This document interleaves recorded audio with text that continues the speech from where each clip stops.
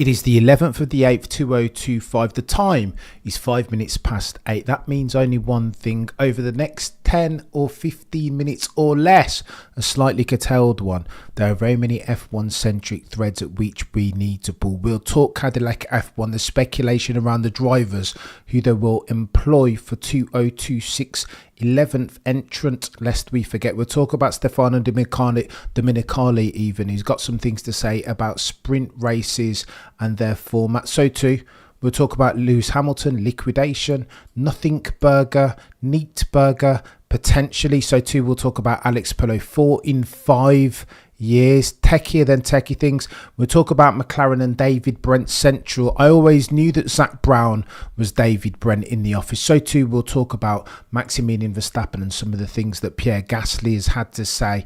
For it will get techier than techie things. So John, James, Rob, each and every single one of you in the chat, I'm grateful to each and every single one of you ad infinitum, not least of whom Crackosaurus, the legend that is Jomo 2 moderator extraordinaire. Shall we begin? Are we quorate? Well then let's commence. In the first instance, Cadillac F1, there's been speculation about who they're going to employ. It was once upon a time meant to be Checo, Mercado Libre sponsorship, Carlos Slim, 20 million US dollars. How could they turn it down? They're injecting anywhere up to 100 million in R&D as far as their power unit set to come on board in 2028 in the final 2 years of this rule and reg spec as it pertains to power units. Sensible, aye. That sounds like the law of diminishing returns if ever I've seen or heard of it. So too Zhou Guanyu, he'll bring a couple pounds as well. Maybe he's in the offing, but does he have the performance to get Cadillac F1 to where they want to go? I was listening to a podcast, the F1 Nation, and on there they said Cadillac F1 aren't coming to take part. They're coming to take names, maybe not in the short term, but in the medium to long term. They wouldn't want to be a going concern if it were anything other than that. Maybe it's Felipe Drugovich that they need in the car. Finally, the F2 winner's chance, maybe. But how about Valtteri Bottas? Chat. Maybe it's Valtteri. Maybe of the drivers available, Valtteri is the guy. In 2021, he wasn't gangbusters. But before then, he was scoring points, taking points off of Sir Lewis Hamilton's plate. And if you're looking for a case in point of as far as him being a competent driver, then what else would you look for? So to throwing his hat into the arena is one Mick Schumacher. Chat. Although team principal Loden has poo-pooed that, hasn't he? Said Mick's great, Mick's good, but maybe not the driver that we need. He's a very nice guy. Oh, the humanity. Condescending, Eddie. They don't want themselves a Mick Schumacher, and Jacques Villeneuve has underscored that point, saying that Mick Schumacher isn't fit for purpose. The name's good, it's grand, the heritage, the romanticism of Formula One, of course, but the driver and his performance not where he needs to be. Oh, and by the way, Stefano Domenicali, head of Liberty Media and Formula One, therefore, as the commercial rights holder, has come out. He's had some things to say about sprint race. Finer flipping Lee. Sprint race, I mean, listen, it was an experiment. It is an experiment, but they haven't tinkered with it. Whatever happened to reverse grids? Well, we know the drivers poo-pooed that. They weren't keen. Too pure were they as far as the way in which they ingest their Formula One. But the same could be said around the Halo, right? And look how many bloody lives that thing has saved. F1 drivers in real time don't always get it right. Tinker with it then. It's 2025. The fight for attention dollars have never been more fervent than it is now. Tinker with the format, therefore. Bring in a reverse grid just to see what it looks like and what it does. Stefano Domenicali concurs. Sirs, here's what he says. I do believe there are possibilities to extend things as far as sprint races, which we need to discuss both with the drivers and the teams and of course with the FIA. They can apply. There's going to be tight sprint race schedules, he continues, and this is the right formula to have the possibility to have a reverse grid. Halla flipping hallelujah. That's what we need, ladies and gentlemen. Reverse grid. Can you imagine the chaos? A Max or a Lewis working his way through the medium pack, the carbon fiber zone. It would be techier than techie things. Make it happen. Let's try, roll the dice for Pete's sake and see where we get to. The vibes to progress in this direction continues. Dominicali are definitely growing, and therefore I'm ready to present and discuss not only more sprints, but if there are new formats, new ideas. Touche. I don't think we need more of them. Just tinker with it. No way is anybody going to tell me to my face that sprint races are in their final form. So therefore tinker with them, Stefano. Embrace change for once in your life. Too tired, I'm too old to endure F1 doing the risk-averse thing. Oh no, we're good where we are. We'll stick. Evolve, ladies and gentlemen of the Formula One jury. Stefano Dominicali or die. This is the law of the jungle, right? Oh, and by the way, Lewis Hamilton, liquidation settings. Not longer after he's just been advertising his brand new non-alcoholic flavour of tequila. What are we doing here? Doesn't look good, does it? But again, he's a superstar. He's a businessman, not a businessman. There is a difference. He's Sir Lewis Hamilton PLC, and he will lend his name by dint of sponsorship to loads of different brands. Here's what you need to know though. Neat Burger hasn't gone well. The vegan burger chain reports Planet F1 was sponsored by the likes or invested in by the likes of Sir Lewis and Leonardo DiCaprio, but it's entered liquidation. Wasn't successful. The one in Camden had a hygiene rating of 2 out of 5. That is a disgrace.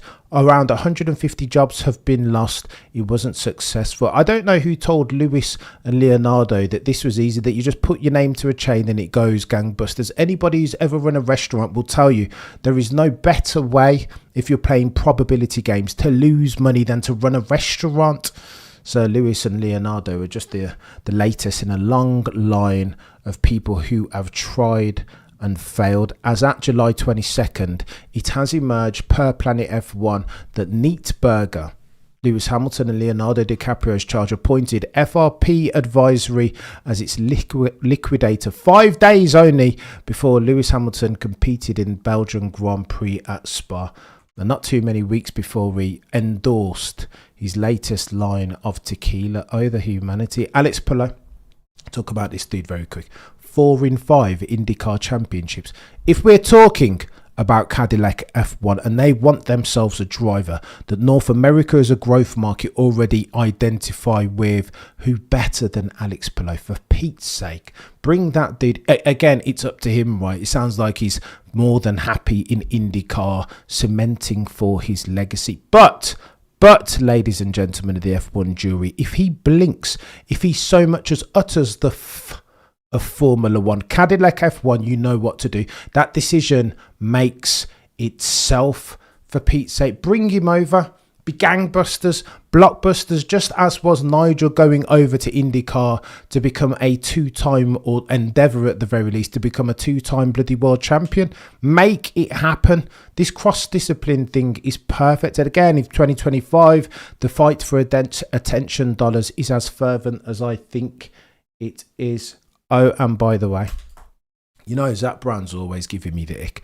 I've always been allergic to his very unique brand of leadership. There was something about it that doesn't sit well with me. It's very cliche, a bit cringe-worthy, David Brent of The Office-esque. You know what I'm talking about? He looks and sounds and feels like he's read every managerial book ever written. And I'm not sure that's a good thing. Sometimes it's good to be a natural leader, a pioneer, inspire through your unique brand of leadership rather than institute for the cliche, very David Brent-esque style. Today, I've got confirmation that Zach Brown isn't Zach Brown. He's actually David Brent from The Office. Here's what I mean by this. Tongue in cheek. Zach Brown has been talking about what are we going to do when one wins, because more than likely we're going to end up at race 24 and either Oscar and Lando will win. But what are they going to do? They're all about hearts and minds, aren't they? And what they don't want to do, rather than go organically and celebrate a championship of the drivers' variety in conjunction alongside the constructors, what they don't want to do, what they're more concerned with, per Zach Brown, aka David Brent, is bloody cheese off one of their drivers. Who thinks about this? Why is this even a thing? F1 snowflakery, can you spell it, Zach Brown? Here's what he said, that they're keen to handle the circumstance in a way that's diplomatic. Quote, Zach Brown, We'll just sit down and actually have a conversation and go, right, one of you is going to win and it's going to be the best day of your life. One of you is going to lose. How do you want us to handle that? What? You want us to jump up and down and celebrate this guy who won? Question mark. What do you mean? What do you mean? Is this kindergarten? Like, are we giving out gold medals just for participating? This is nonsense. I knew that McLaren and Zak Brown were UNICEF altruistic and it's all very nice. It's all sport etiquette. But this is Formula One, for Pete's sake. Chariots of Fire, 5 breathing dragons, 20 of them on track, all wanting to flipping win. Do you mind, therefore, Lando, if we celebrate Oscar's driver's I've never seen anything like this. I never in my life have I seen anything like this. And tact is good and diplomacy is good, and to be selfless and understanding of somebody else's emotions is, of course, emotional intelligence manifest. But this is a difference in extents and not kinds, ladies and gentlemen, and F1 jury. This way of behaving, I would argue and put forth, is mutual excuse. It can't exist in the weird and wacky world of F1. I think it's nonsense. David Brent, aka Zak Brown. How do you want us to behave, Lando, if indeed you lose? Or Oscar, supposing Lando wins, are we okay to go ahead and celebrate?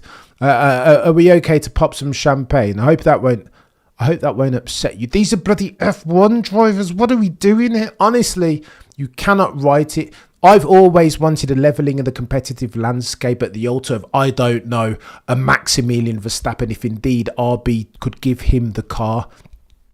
Now, though, reading that more than ever, I would love for Maximilian Verstappen or a fire-breathing Sir Lewis or a Charles or anybody else to hold these guys' feet to the F1 flames and keep them honest through to race 24. On the back of this, how do you want us to feel, Lando? Are we allowed to celebrate, mate? Behave yourself. This is nonsense. I owe the humanity for real. I just couldn't believe it. As I was reading this article from the race, I was just like, this has got to be an April Fool's joke. How is Lando Norris asking the loser in anticipate? You haven't even happened on the instance yet. It's not even an eventuality. Nothing's transpired. They're still fighting for the championship. And you guys are looking to have a conversation to ensure nobody's feelings are hurt. Can you spell F1 snowflakery? This is nonsense. I do like Lando and I like Oscar as well. Oscar's been brilliant, but I don't think I want either one of them to win on the back of this nonsense. Zak Brown, aka David Brent of The Office. Oh, and by the way, Pierre Gasly's come out and he's had some things to say. The context is key though here. For the longest time, and I still see it in my comments every single day of the week. Oh, you filthy Max Glazer. What's happened to Max now that the inertia valves come off? Now that Adrian Newey's gone, you can see in real time that Maximilian Verstappen's a fast car merchant. You know that Christian Horner only wanted Max Verstappen to win. That's why they've been sabotaging Tsunoda and Lawson and Danny Rick and Checo Perez's cars. That's why they were talking all that stuff. And now, on the back of Max Verstappen's recent travails and foibles, that conversation has done one of these, right? It's come to the fore as per usual. Sir John, you're an absolute legend. Alex Palou, 4 times, some say, seems to be 5-time champion. Thank you for your great cut. No, I appreciate you both. You guys are far too generous and kind as always. I apologise for the curtailed version of the news today, but it's going to get techie. Let me nail this Pierre Gasly thing and then you guys can enjoy the rest of your Montag. Pierre Gasly has come out and said a couple of different things, adding fuel to the aforementioned fire. The Christian Horner and Red Bull were only concerned with building a car at the altar of Maximilian Verstappen. That's why the Max Verstappen naysayers say nobody else can drive the car, because they made it too front end, too on the nose, too twitchy, too Alex Albon. He's the one that went on the High Performance podcast and said it was unsettling. It was like you driving the Red Bull of his era was like trying to use the mouse on 1000 sensitivity. Alex Albon's words, not mine. And then you get involved in this self-perpetuating expectation, pressure, doom loop. You're trying to chase the time, and the next thing do you know that you're in the barrier or in the gravel and you've DNF'd. It's techie. It is techie. But does that mean necessarily that Red Bull are building a car just for Maximilian Verstappen? I would contend not, but I'm not close enough to the circumstance. In this type of scenario, you got to defer to the experts, right? humble oneself before reality. In this instance, Pierre Gasly, once upon a time a Red Bull Racing driver, he's had some things to say, saying that he's supporting one Tsunoda-san, and that potentially there's something in the offing, in the background, to which he cannot speak, as if he has some sort of insider knowledge of the imbalance between Max and his car as the number one Oracle Red Bull Racing car, and the number two car now of Tsunoda-san. Here's what he's had to say, and then we'll react to it. What's tricky, says Pierre Gasly, is in my time, a lot of things can't be said, because you're a driver, you're working for the team, and as a professional, you can't share all the information on specific situations, Pierre Gasly told Racing News 365's. Way to stoke the conspiracy flame, Pierre Gasly, but maybe that chap does know something. Maybe he's on the inside, and maybe something is going on in the background as far as Red Bull building a car at the altar of Maximilian Verstappen, if you say so, Pierre Gasly. He continues, quote, talking with Yuki, I know some stuff that can't be said. And it's not easy. It's not easy to be in this situation. You try to do what's best for the team, and sometimes you get given something to make it work. And sometimes you're in a situation where, for different reasons, it can't quite work the way you like. Gasly continues. All I can do is support Tsunoda-san as a friend. So knowing from my experience, I just try to chat as a friend and just advise on stuff that might help him. And I think ultimately it's up to Tsunoda-san and the team to make it work and do the right things for it to work. Oh, the humanity, Pierre Gasly. To what are you speaking, sir? I think what he's mentioning, he's trying to underline the conspiracy theory, right? Which goes something like this. Tsunoda-san was told by Christian Horner that if we could run one car legally, then we would. If we could just run Max, then we'd sack off the second car and save some money. That's what Tsunoda-san said. Christian Horner told him in the first instance. In the second, you've heard Alex Albon say the car's just super twitchy to drive. It's techier than techie things. Danny Rick has spoken to that also. Checo Perez, his father Antonio Perez Garibay, said of his son that once he gets a car, an understeery one that suits the way he likes to drive, that he'll be a champion one day. In 2022, for a while there, it looked like Checo Perez could challenge one Maximilian Verstappen at the altar of a very understeery car, but with a view to make it quicker, Red Bull bought up the design philosophy tree that favours Max Verstappen, because his is the quickest car. Peter D wins, and here's the antithesis to that now. We've got to play some devil's advocate and level the playing field. Balance is key. Because you've heard Peter D. Windsor speak about the handling dynamic of these cars in this rule and reg set. That if you are a great driver, understeer will level the competitive playing field. In 2022, an understeery car, Checo Perez, all of a sudden is competing with Max Verstappen. But the way that you judge the good from the great is by how they manage to manipulate the car in and on around the limits of adhesion in an oversteery vehicle. That's when you get a Michael Schumacher who dominated between 2000 and 2004. That's what Senna could do, Ayrton Senna, and that's what Maximilian can do, and Charles Leclerc too. Manipulate the car on and around the limits of adhesion, leveraging a cheeky oversteer instance. That's what they can do, and that's what makes them so bloody quick. Don't believe me? Well, I've got exhibit A, B and C for you here. I wanted to show you guys this for a while, but it's important now more than ever. Since we're deferring to expertise, Dan Fallows went on the James Allen on F1 podcast recently. In the first instance, he was asked about McLaren and Rob Marshall. Does the success of McLaren, double brake duct, cheeky flexi wing on the front, slot gap on the back, does that smack of a Rob Marshall car? That's what he was asked in the first instance. His response was as follows. Roll the clip. I have to ask you, Rob Marshall went there a few years ago, and that kind of broadly overlays with when they had an uptick in performance in the months that follow. Formula One is not about one person anymore, as you know better than anybody. It's a team of 1,000. But when you look at that situation, do you see the kind of signature of Rob Marshall, and do you feel like he's in the thick of this McLaren renaissance? Well, we just got him Uncle Rob. He's a lovely chap, and I think that is probably part of his impact in many ways. He's a good person to pull people together. He's got no artifice or doesn't play politics. And sometimes, particularly with this regulation set, where it's very important to be able to link up, particularly aerodynamics and the vehicle dynamics side of things. It's very important to get the suspension working with the aero in the right way. He's somebody who can help sort of bridge the gap between departments. I don't know how well they were working before, but he's certainly somebody who can do that.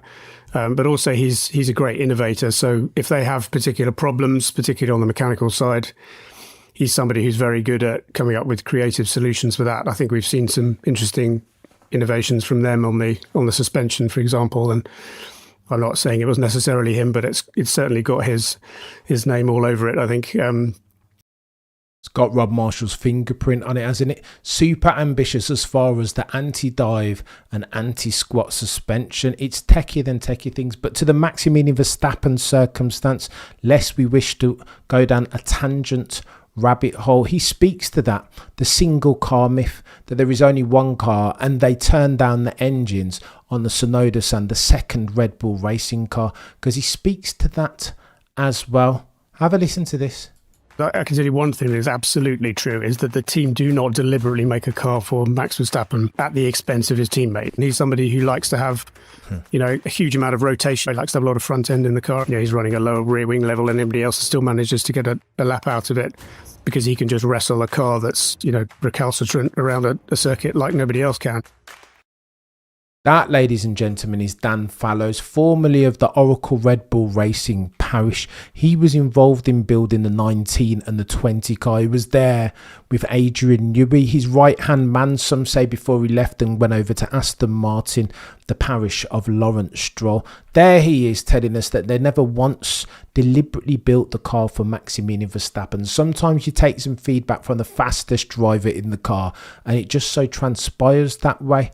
It's one of those, it's Hanlon's razor. Never attribute to malice that which you can attribute to stupidity, or in this circumstance, the feedback of Maximilian Verstappen. Check out this clip as well. This one's important because, again, Dan Fallows goes to some length, greater lengths than I've ever heard any Red Bull employee to explain the single myth, or debunk even the single Oracle Red Bull racing car myth. It's much harder if you have a driver pairing who give you different answers on that. And I think that's where you get into a situation where if you have a driver who maybe has been at the team for a while and you've got a new driver coming in, there is going to be, whether it's intentional or not, there's going to be a certain amount of the team listening more to them. And I think unless the new driver comes in and is very strong, very quick, then there's inevitably the team are going to probably follow what their original driver said. And so I think that's why it's quite important to have a sort of balance if you can. Can we put it all down then, chat? Can we dispel the conspiracy theories? Because Dan Fallows, there is no agency in this. He has no dog in this fight. Long departed the parish of Oracle Red Bull Racing. Not even an Aston Martin F1 Donny anymore. He works for the bloody car manufacturer Aston Martin Lagonda. So why would he lie in this circumstance? It's done. It's gonzo. This is F1 Apophenia. B-spec F1 minds, abbots of unreason, connecting causation dots where there is no just cause, pun intended. Crackosaurus says the aero balance and the centre of the mass are so far apart, it just punts. It's tough to drive, eh? It's tough to drive. It's all about feel and anticipation. Therefore, sorry, send a follow prost to Williams. Dev, nothing in favour of New Tech Troy. I don't know to what you're referring there, sir. So John says, they test endless laps with endless configurations. Max is a racing driver, not just a car operator. Isa Rob is the new Adrian. Thousands of sim laps on multi-million simulators. They know how the car reacts to different drivers of various types, not just their number one and number two drivers. I'm skeptical, said Megan. It's how you're meant to be building a car. Go with the data and the best driver. Touche, sir. Sometimes you've got to build the quickest car, right? And if there's only one driver in your team who can handle for it, then so be it. 4 in stark contrast to David Brent, aka Zach Brown's papaya coloured team. F1 is a game A story told in tense, a piranha's tank of a sporting endeavour. Therefore, just like the Game of Thrones, you either win or you die. That's what happens and has always happened in Formula One, euphemistically speaking. Build a car that's the quickest on the grid, and whether it's Max or Sonoda-san or Danny Rick or anybody else that can drive it, then that's what it is. It's techier than techie things, this. You guys have been legends as always. Between now and next time, the prosecution rests. No further questions, Your Honour.